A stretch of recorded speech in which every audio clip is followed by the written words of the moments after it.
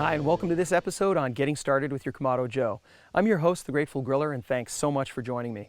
Today, I'm going to go over some tips on cleaning and maintaining your Kamado Joe so it stays looking great and performing flawlessly for a lifetime. Now, as far as maintaining the outside of the cooker, pretty easy. Every couple of months, you want to make sure to come out, and any of the bolts and nuts and fasteners, you want to make sure they're taut. That's about as easy as it gets on the outside. As far as the inside of the cooker goes, your Kamado Joe has got its self-cleaning capabilities already. So here's a task list to remind you and keep it easy all the time. First, you want to start your fire by putting some charcoal in the firebox and lighting it up. Making sure your vents are wide open. Bring your Kamado Joe up to about a 550 or 600 degree burn. Wait another 20 minutes and any food matter or drippings that are left from previous meals will simply burn off into the firebox and end up in the ash deposit area. This is about time we can start talking about your grill brush. That's right, we're going to scrape our 304 stainless steel grate clean, just like this. We're going to close our lid, put our grill brush back.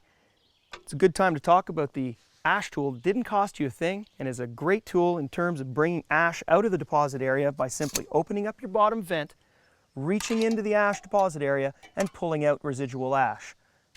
That's about as easy as it is to clean your Kamado Joe.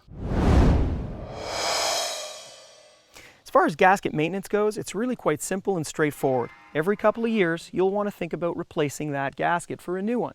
You'll need some paint thinner and a scraper, and the procedure goes like this. You'll start at the front of your cooker, you'll pull the old gasket off, you'll clean the surface with the paint thinner, let it dry for a few minutes, then you'll take your new gasket, pull off the self-adhesive strip, and reapply accordingly.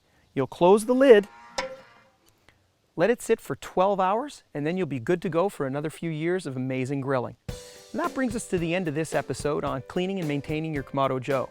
We want to make sure you get the most out of your cooker, so please do check out our other videos. If you have a particular topic of interest or a question you might have, just go to www.kamadojoe.com, where you're guaranteed to find a friendly, engaging, customer service-oriented, not to mention passionate griller at Kamado Joe headquarters. On behalf of Kamado Joe, I'm the Grateful Griller, reminding you to feed that fire and the desire to take your grilling games higher.